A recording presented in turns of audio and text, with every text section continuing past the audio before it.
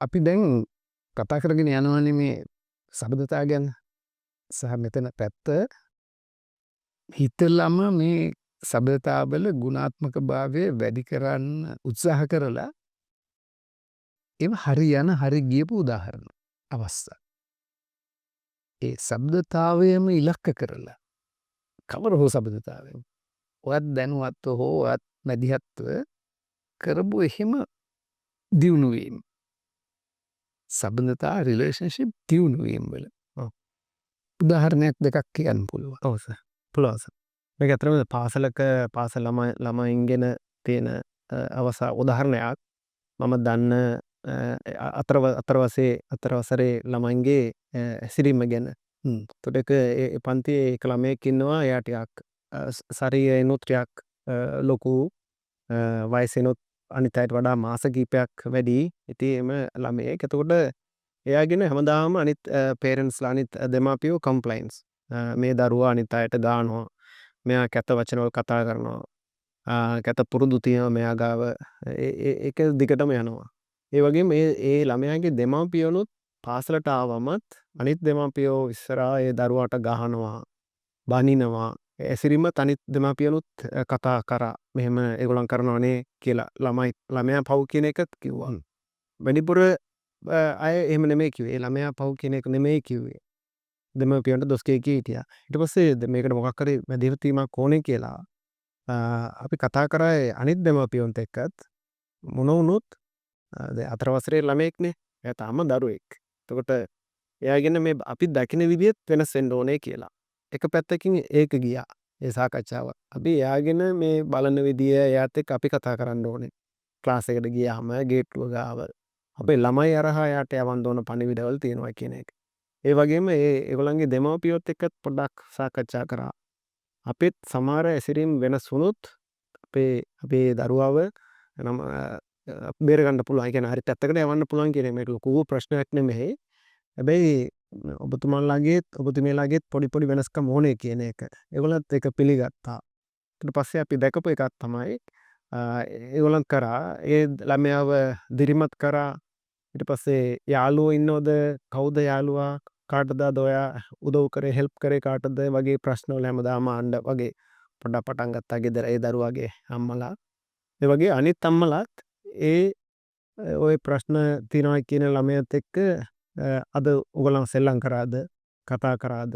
එයා උදව් කරාද? දැන් ඔයගොල්ලන්ත් එක්ක යාළුවෝ නේද? එයා දැන් හොඳයි නේද? වගේ ප්‍රශ්න වල ටිකක් අහන්න පටන් ගත්තා. දැන් ඇත්තටම එහෙම අර පොඩි දේවල් වලින් සහ ටීචරුත් ඒ කම්ප්ලයින්ට්ස් ගොඩාක් කිව්වා. ඒ ළමයාගේ නමම කියලා පේරන්ට්ස්ලා ඉස්සරහා කියන එක. ටීචර්ටත් කිව්වා පේරන්ට්ස්ලා ඒක එහෙම අපි නොකර ඉමු කියලා. ලේබල් කරන්න ඕනේ නෑ එයාගෙන. එයාගෙන හොඳයි කියලා දැන් පොඩ්ඩක් කියන්න පටන් ගමු කියලා. ටීචරුත් ඒක කරාම බොරුවට හොඳයි කියන්නද? එහෙමම නෙමෙයි. ඒතරම පොඩි වෙනස්කමක් තිබ්බා. එයා ඒ ළමයා අතර.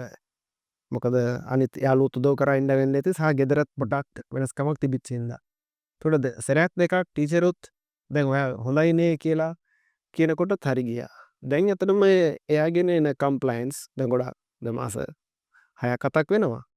තාම එයාගෙන එම කම්ප්ලේන් එක චෝදනා නෑ සාධනාවක් නැහැ. එතකොට මේ ක්ලාස්මේට්ලාම එකතු වෙලා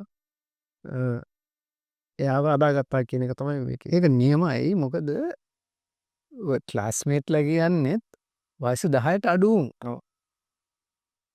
දෙමව්පියෝ හරි විදිහට නෙමෙයි වෙනස් විදිහකට හරිද වැරදිද කියලා කවුරු හරි තීන්දුව කරපු දෙයක්. වෙනස් විදිහකට මේ දරුවට සලකන්න උනාට පස්සේ ඒ දරුවගේ හැසිරීම වෙනස් වුණා. ඔය හිතන්නේ අර අනිත් දරුවන්ගේ බලපෑමද මේ දරුවට වැඩියෙන් බලපාන්නේ නැත්තේ ගුරුවරයාගේ මනින්න විදිහක් නැහැ. ඔව්. බලපෑමද මේ දෙමව්පියන්ගේ එකද? අර දරුවට දැනෙන්නේ නැත්තේ. මං හිතන්නේ වැඩිපුරම එයාගේම යාළුවෝ වෙන්න ඇති කියලා. මටත් හිතුනේ ඒකමයි. ඕකේ. මටත් හිතුනේ ඒක. හරි. මොක වුණත් අපි වැඩිපුරම අපිට බලපෑම් කරන්නේ අපේ සමවයස් ක්ලික් එක කණ්ඩායම. ගුරුවරු කියන්නේ ඒක ටිකක් පරිබාහිරයි ඒකෙම නෙවෙයි. අම්මලා තාත්තලා වුණත් මේ ඉස්කෝලේදී ඒගොල්ලෝ නෙවෙයි. දරුවෝ අතරේ තියෙනවා මොකක් හෝ අපි ඒකට කියමුකෝ සංස්කෘතියක් කියලා. ඔන්න ඔය සංස්කෘතියනේ මේ දෙමව්පියෝ එක්ක හොයලා වෙනස් කරලා තියෙන්නේ. දරුවන් අතරේ අවුරුදු 10ට අඩු දරුවෝ මේ. මේක හොඳ උදාහරණයක් නේ. හරි දරුවන් අතරේ ඒ වාතාවරණය, සංස්කෘතිය, කල්චර් එක කියන එක කොහොමද අපට එහෙම වෙනස් කරන්න පුළුවන් හිතලම් මැදිහත් වෙලාම කියන එක ටිකක් අදහස් දෙන්න ඕනම කෙනෙකුට උනත් කරලා බලන්න හිතෙන තව විනාඩියක් ඉඳලා දැන් කියන්න. රයිට් ඕකේ. ඇත්තටම අර දැන් කලින් යාළුවෝ ඔක්කොම එකතු වෙලා එක යාළුවෙක්ව ඇදුවා වගේ මේක අනිත් තැන්වලත් පුළුවන් එකක්. මේ දකින්න විදිය වෙනස් වුණොත් හරියයි කියන එක තමයි මට ඒකේ ඉගෙනගත්තු පාඩම. ඒ දරුවා ගැන. දැන් අනිත් ළමයින්ගෙත් ඒ වගේ ප්‍රශ්නවල් තිබෙන්න ඇති.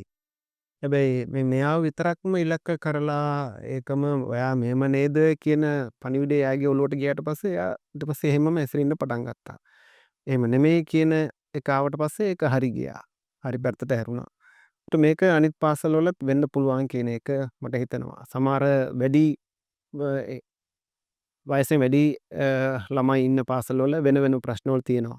සමහර නිතරම කරදර කරන අය ඉන්නවා. එක දේවල් පාසල් වලට ඇතුළට ගේන්න ළමයි ඉන්නවා වෙන්න පුළුවන්. ඒ වෙලාවවත් අදා ගන්න පුළුවන් ඒ යාළුවෝම එකතු වුණොත්. දැන් තව අධ්‍යාපනයක් ගන්න බැලුවොත් මේකේ අර දරුවා ඉන්නවා මේ ළමයා ඉන්නවා මේ ළමයා මෙහෙම කතා කරනවා අරයට කියන එක වගේම අපි ඉගෙන ගත්තොත් බලන්න මේ ඔක්කොමලව අයිති පොදු ඒකකේ පොදු ගෲප් එක අර දරුවා මේ දරුවා කියලා නෙවෙයි. මේ පන්ති කාමරේ ඉන්න දරුවෝ අතරේ වාතාවරණය. අර පන්ති කාමරේ දරුවෝ අතරේ වාතාවරණය. එක දරුවව බලන්න නැතුව අපි පද්ධතිය බැලුවොත් මෙතන පද්ධතියේ ලක්ෂණ වෙනස් අතන පද්ධතියට වඩා. මෙතන පද්ධතියේ ලක්ෂණ අරකට වඩා හොඳ මදි නම් ඒ පැත්තට ගෙන්නන්න පුළුවන් පද්ධතියම. පද්ධති කියන ඒවත් අපිට මනින්න පුළුවන් ඒකකයක් හැටියට. එක දරුවගේ ලක්ෂණ නෙවෙයි. මේ පන්ති දරුවන්ගේ එකතුව මොන වගේද? ඒකට හරවන්න පුළුවන් වුණොත් ඒක හැමෝම මනින්න ගත්තොත් මේ එකතුව එකිනෙකාට ගරු කරන එකතුවක්. මේ එකතුව එහෙම එකක් නෙවෙයි. මේ එකතුව එකිනෙකාගේ අමාරුව දැනෙන එකතුවක්. අනිත් එක එහෙම නෙවෙයි. මේ සංස්කෘතිය මේ රටේ මේ ගමේ මේ කොට්ටාශය අතරේ අනිත් එකට වඩා කරුණාවන්තයි. කරුණාවන්තයි කියන්නේ අනිත් එක්කෙනාගේ අමාරුව දැනෙනවා. එක්කෝ අනිත් අයට අපි ඉංග්‍රීසියෙන් සපෝට් කරනවා කියන්නේ. අර සල්ලි දීලා කියන එකම නෙවෙයි ආධාර කියන වචනේ එන්නේ. අනිත් එක්කෙනෙකාව ශක්තිමත් කරන එක.